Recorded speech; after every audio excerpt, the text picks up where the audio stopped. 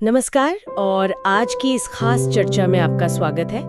आज हम गोता लगा रहे हैं एक आने वाली किताब फैमिली रीसेट 2.0 के ठीक पीछे की दुनिया में, उन बेहद निजी कहानियों में जिन्होंने इस किताब को जन्म दिया। जी। हमारे पास जो जानकारी है वो सीधी लेखिका स्वाति के उन जवाबों से आई है जो उन्होंने अपने परिवार के मतलब उन संघर्षों के बारे में दिए जिनसे प्रेरित होकर वो ये किताब लिख रही हैं। हाँ, ये बहुत महत्वपूर्ण है कि ये सीधी जानकारी है। बिल्कुल। तो समझिए ये उनके परिवार के बीच के मनमुटाव, रिश्तों के उतार चढ़ाव और सुलह की कोशिशों का एक कच्चा अनफिल्टर्ड ब्यौरा है, सीधे उन्हीं की जुबानी। हमारा मकसद है इस आने वाली किताब के भावनात्मक दिल को छूना, उसे समझना। सच कहूं तो किसी लेखक के इतने निजी अनुभवों के बारे में जानना अपने आप में बहुत दिलचस्प है। हाँ, खासकर जब वो एक पूरे किताब की प्रेरणा बन जाए। हाँ, तो चलिए इस कहानी की परतों को खोलते हैं। हम उन पलों को देखेंगे जिन्होंने स्वाति को लिखने पर मजबूर किया। परिवार के अलग अलग सदस्यों के दर्द को महसूस करने की कोशिश करेंगे। कुछ भूली बिसरी खुशनुमा यादों को ताज़ा करेंगे, झगड़ों की असली जड़ों को समझने की कोशिश करेंगे और फिर देखेंगे कि सुलह की कोशिशें कैसे हुई और आज क्या हालात हैं। जी, एक पूरा सफर है ये तो। बिल्कुल, ये सब बातें हमें स्वाति की आने वाली किताब के लिए और भी उत्सुक बना देंगी, मुझे लगता है। निश्चित रूप से। तो शुरुआत उस सबसे अहम मोड़ से करते हैं जिसका जिक्र स्वाति ने किया है। उनके पिता और उनके दो बड़े भाइयों यानी उनके ताऊजी के बीच हुई एक जबरदस्त लड़ाई। अच्छा। स्वाति कहती हैं कि ये याद उनके लिए आज भी बहुत दुखदाई है। बहुत ज्यादा। हाँ, हुआ ये कि उनके पिता को उस पारिवारिक बिजनेस से बाहर कर दिया गया। वही बिजनेस जिसे खड़ा करने में उनका बड़ा हाथ था, या शायद शुरुआत ही उन्होंने की थी। हाँ बिल्कुल, और आरोप है कि ये छोटे ताऊजी के विश्वासघात की वजह से हुआ। अरे, जिन पर पिता मतलब आंख बंद करके भरोसा करते थे। ओहो, ये तो बहुत दुखद है। स्वाति ये भी बताती हैं कि इसमें कुछ रिश्तेदारों की बातों का भी हाथ था जिन्होंने शायद आग में घी डालने का काम किया। अच्छा, बाहरी असर भी था मतलब। हाँ, नतीजा पिता ने अपना घर खो दिया, अपना काम खो दिया। ये एक बहुत बहुत बड़ा झटका था उनके लिए। यहाँ एक बहुत अहम पहलू सामने आता है। परिवारों के अंदर विश्वास का धागा कितना नाजुक हो सकता है ना? बिल्कुल। खासकर जब पैसा और कारोबार जुड़ा हो। और ये बाहरी असर जैसे रिश्तेदारों की बातें जिनका जिक्र आया, ये अक्सर अंदरूनी दरारों को और चौड़ा कर देते हैं। हाँ, ये तो है। ये भी देखिए कि वक्त के साथ धारणाएं कैसे बदलती हैं। स्वाति बताती हैं कि उनकी माँ कभी इन ताऊजी को देवता समान मानती थी। अच्छा।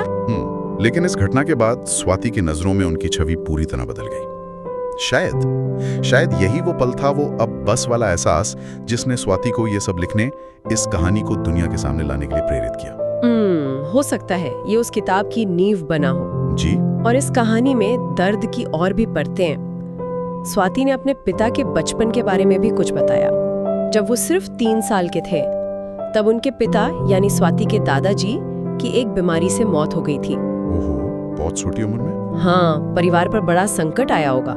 और इसी से जुड़ा है छोटे ताऊजी का त्याग। सिर्फ 14 साल की कच्ची उम्र में वो गांव से शहर कमाने निकल पड़े थे। सिर्फ 14 साल की उम्र में? हाँ, स्वाति बताती हैं कि वो सुबह घर से सिर्फ 1 चम्मच दही खाकर निकले थे। अरे बाप रे, ये त्याग वाकई बहुत बड़ा था। तो जब पिता और ताऊजी के बीच वो बड़ी लड़ाई हुई, घर का माहौल बहुत तनावपूर्ण हो गया होगा। जाहिर है। स्वाति बताती हैं कि उनकी दादी माँ उस वक्त अपने बड़े बेटे यानी ताऊजी का पक्ष लेती दिखी। वो उनके पुराने त्याग याद दिला रही थी कि कैसे उन्होंने अपने छोटे भाई बहनों को पाला है। एक माँ के लिए मुश्किल स्थिति। हाँ, शायद वो उस वक्त ये नहीं समझ पा रही थी कि किसकी गलती है, या शायद वो बस अपने बेटों के बीच हो रहे झगड़े के दर्द से मतलब अभिभूत थी। हो सकता है। दूसरी तरफ स्वाति की माँ का नजरिया बिल्कुल अलग था। उनका कहना था कि ताऊजी ने जिस पेड़ को उगाया उसी को अपने हाथों से काट दिया। अच्छा, मतलब जिस भाई को संभाला उसी की जड़ें काट दी। हाँ, यही मतलब था उनका। ये 2 अलग अलग पीढ़ियों और नजरियों का टकराव था एक तरह से। बिल्कुल। स्वाति ने उस वक्त अपनी दादी के चेहरे पर जो बेबसी और दर्द देखा वो उन्हें आज भी याद है। एक माँ का दर्द जो अपने जिगर के टुकड़ों को आपस में लड़ते देख रही थी और कुछ कर नहीं पा रही थी। ये देखना उनके लिए एक पोती के तौर पर यकीनन बहुत मुश्किल रहा होगा। इसे अगर हम पारिवारिक रिश्तों के ताने बाने में देखें तो ये पीढ़ियों के बीच की जटिलताओं को दिखाता है। वफादारी कहाँ बढ़ जाती है, पुराने एहसानों का बोझ आज के झगड़ों पर कैसे भारी पड़ता है, ये सब उलझ जाता है। सही कहा। जब परिवार में मुश्किल वक्त आता है तो अक्सर माताओं या दादी जैसी भूमिका वाली महिलाओं के लिए बहुत कठिन स्थिति बन जाती है। वो किसके साथ खड़ी हों, किसे समझाएं, ये तय करना आसान नहीं होता। उनका दर्द कई बार अनदेखा रह जाता है। हाँ, ये बात तो है, लेकिन हर कहानी में सिर्फ अंधेरा नहीं होता है ना। उम्मीद तो यही है। स्वाति ईमानदारी से मानती हैं कि उन्होंने अपने परिवार में मेल मिलाप से ज्यादा झगड़े देखे हैं, लेकिन फिर भी उनके माता पिता कुछ खुशनुमा पल याद करते हैं जो बताते हैं कि हमेशा से ऐसा नहीं था। अच्छा, कुछ अच्छी यादें भी हैं। हाँ, स्वाति बताती हैं कि वो 4 भाई बहन हैं। सबसे बड़े भाई, फिर एक दीदी, फिर वो खुद और एक छोटा भाई। उनकी माँ जब शादी करके ससुराल आई तो शुरुआत काफी अच्छी थी। दोनों ताई जी यानी ताऊ जी की पत्नियां, उन्होंने नई बहू का गर्मजोशी से स्वागत किया। ये तो अच्छी बात है। हाँ, एक बड़ा दिलचस्प किस्सा है माँ की पहली रसोई का। सुनाइए। छोटे ताऊ जी, जिनकी तब अपने भाई यानी स्वाति के पिता से खूब बनती थी, उन्होंने पैसों से भरा एक पूरा सूटकेस स्वाति की माँ के सामने लाकर रख दिया और कहा कि जितने चाहिए ले लो, शगुन के तौर पर। पूरा सूटकेस? हाँ। स्वाति की माँ, जैसा कि उन्होंने बताया, थोड़े साधारण घर से आई थीं। उन्होंने उस सूटकेस को हाथ तक नहीं लगाया, बस शगुन का 1 रुपया लिया। अच्छा। कहते हैं इस बात से ताऊजी बहुत प्रभावित हुए और उनका सम्मान माँ के लिए बढ़ गया। ये वाकई में एक यादगार किस्सा है ना? परिवार के सदस्य भी, जैसा स्वाति बताती हैं, बिल्कुल अलग अलग मिजाज के हैं। छोटी ताई जी खूब बोलने वाली, तारीफ करें या बुराई तो बस करती ही जाती हैं। हाँ, होते हैं ऐसे लोग। बड़े ताऊ जी शांत, पूजा पाठ वाले, जो बच्चों को अक्सर ज्ञान की बातें बताकर बोर कर देते थे। अच्छा। पिता थोड़े गुस्सैल पर दिल के साफ। बड़े ताऊ जी और ताई जी तो माँ की शादी के आसपास ही अलग हो गए थे और स्वाति के मुताबिक उन्हें परिवार में थोड़ा अहंकारी समझा जाता था। तो काफी अलग अलग व्यक्तित्व। हाँ, गाँव से जुड़ा एक और किस्सा माँ सुनाती हैं कि जब उन्होंने पहली बार हलवा बनाया तो छोटी ताई जी कटोरी में लेकर घर घर गईं और अपनी नई बहू के हुनर की तारीफ करती फिरी। वाह, तो मतलब शुरुआत में काफी प्यार था। हाँ, लगता तो है। यहाँ सोचने वाली बात यह है कि कैसे ये शुरुआती प्यार, अपनापन और अच्छी यादें बाद में होने वाले झगड़ों को शायद और भी ज्यादा तकलीफदेह बना देती हैं। हाँ, क्योंकि तब लगता है कि जो इतना अच्छा था वो इतना बिगड़ कैसे गया। बिल्कुल, ये रिश्तों की नाजुकता को दिखाता है। और एक ही छत के नीचे इतने अलग अलग स्वभाव के लोग जब रहते हैं तो जाहिर है प्यार भी होता है और टकराव भी। सही। ये व्यक्तित्व ही रिश्तों को रंग देते हैं, कभी अच्छे कभी बुरे। अतीत की वो करीबी और आज का ये फासला, इसके बीच का विरोधाभास साफ महसूस होता है। चलिए अब झगड़े की जड़ तक चलते हैं। स्वाति ने टकराव के कारणों पर क्या कहा? हाँ, ये जानना जरूरी है। वो सीधे तौर पर अहंकार को एक बड़ी वजह मानती हैं। अहंकार? उनके मुताबिक शायद ताऊ जी चाहते थे कि परिवार में उनका रुतबा सबसे ऊपर रहे, कोई उनके बराबर ना आए, यहाँ तक कि उनके अपने भाई भी नहीं। श्रेष्ठता का भाव शायद। हाँ, पिता का अपना गुस्सा भी एक किरदार निभाता है। और जैसा हमने पहले बात की, पैसा और बिजनेस से जुड़े मसले तो थे ही, जो अक्सर रिश्तों में दरार डालते हैं। बिल्कुल, लेकिन कहानी में एक और मोड़ आता है, सुलह की एक कोशिश। अच्छा, कब? स्वाति बताती है कि एक बार उनके छोटे ताऊ जी बहुत गंभीर रूप से बीमार पड़ गए। ओहो। दुख की बात यह है कि उनके बेटों यानी स्वाति के चचेरे भाइयों ने शुरू में ये खबर स्वाति के माता पिता को दी ही नहीं। अरे, ऐसा क्यों? पता नहीं, जब पिता को किसी और से पता चला तो वो बहुत नाराज हुए और उन्होंने अपने भतीजे को फोन पर खूब डांट लगाई। स्वाति कहती हैं कि उनके पिता के गुस्से से परिवार में सब थोड़ा डरते हैं।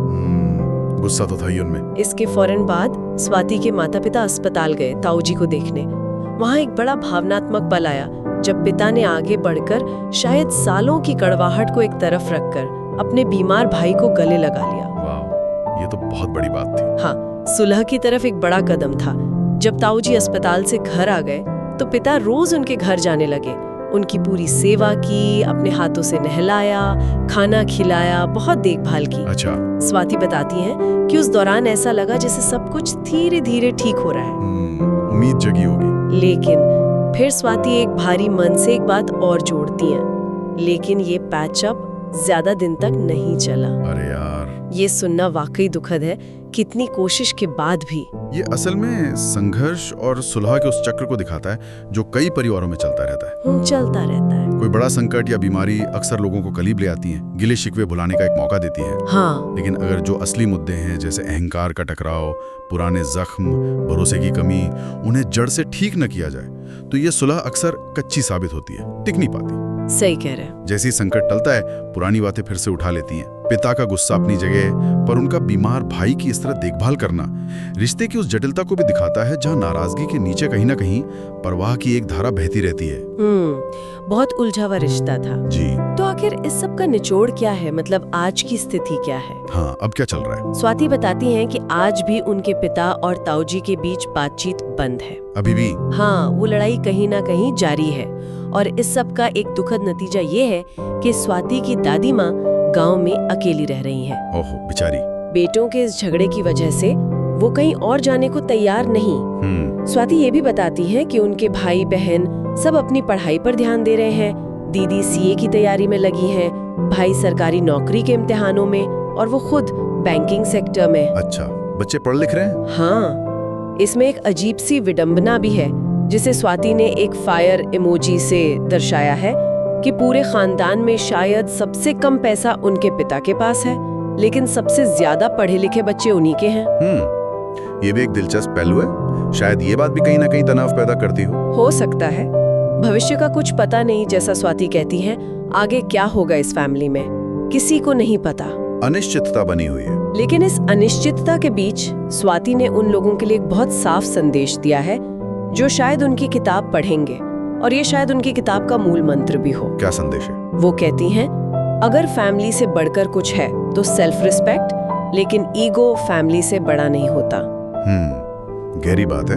इसलिए फैमिली के सामने चाहे आप बड़े हों या छोटे, ईगो को साइड करके अपनी गलती स्वीकारो और दो चार बात सहन कर लो, और जवाब देना है तो मुंह से नहीं, अपने कर्मों से दो। वाह, कर्मों से जवाब दो, ये बहुत शक्तिशाली संदेश है ना?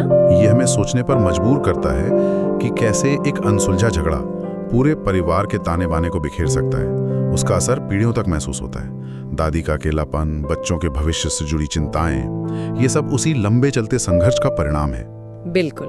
स्वाति का अहंकार और आत्मसम्मान के बीच संतुलन बनाने का संदेश बहुत महत्वपूर्ण है, और पूरी उम्मीद है कि उनकी किताब फैमिली रीसेट 2.0 इसी नाजुक संतुलन को और गहराई से खंगालेगी। हाँ, उम्मीद तो यही है।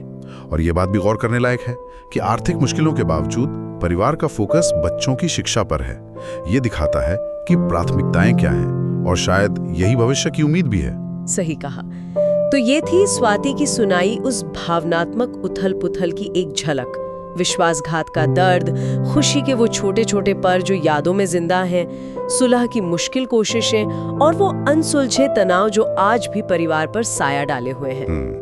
इस बात पर जोर देना जरूरी है कि ये कोई मनगढ़ंत कहानी नहीं, ये वो असली जिंदा अनुभव है जिन्होंने स्वाति को फैमिली रीसेट 2.0 लिखने के लिए प्रेरित किया है। जी हाँ। यही अनुभव इस किताब को एक सच्ची और शायद कई लोगों के लिए अपनी सी लगने वाली कहानी बनाएंगे। बिल्कुल। और इन बहुत ही निजी कहानियों में जो बड़े सार्वभौमिक विषय छिपे हैं, विश्वास और उसका टूटना, माफी देने और मांगने की जद्दोजहद, अहंकार का टकराव, बातचीत की कमी या गलतफहमियां, अतीत का बोझ जो हम ढोते हैं, और पारिवारिक रिश्तों की वो उलझी हुई दौर। हाँ। ये सब ऐसी चीजें हैं जिनसे जाने अनजाने में हम में से कई लोग कभी न कभी जरूर गुजरते हैं। ये कहानियां हमें अपने रिश्तों पर सोचने को मजबूर करती हैं। सही। कि कैसे छोटी सी चिंगारी बड़ी आग बन जाती है, और कैसे सुलह की राह अक्सर कांटों भरी होती है। और जाते जाते श्रोताओं के लिए एक सवाल छूट जाते हैं जो सीधे तौर पर स्वाति के जवाबों से नहीं है, पर उनसे उभरा जरूर है। पूछिए। गहरे पारिवारिक रिश्तों में पड़ी गांठों को, खासकर जब उनमें सालों पुराना दर्द, अहंकार और मजबूत इरादे शामिल हों, तो उन्हें सच में खोलने के लिए, उन्हें ठीक करने के लिए आखिर क्या चाहिए होता है? बहुत बड़ा सवाल है। या ये कहें कि परिवार में शांति बनाए रखने की इच्छा और अपने आत्मसम्मान की रक्षा के बीच वो सही संतुलन कैसे पाया जाए? ये संतुलन साधना ही शायद सबसे मुश्किल काम है। शायद इन सवालों के कुछ जवाब, या कम से कम उन पर सोचने की एक नई दिशा हमें स्वाति की किताब फैमिली रीसेट 2.0 में मिले। जी बिल्कुल, इंतजार रहेगा उस किताब का। हम सब उस किताब के आने का इंतजार करेंगे, ये देखने के लिए कि स्वाति इन गहरे और संवेदनशील मुद्दों को अपनी कहानी में कैसे बुनती हैं। आज के लिए बस इतना ही।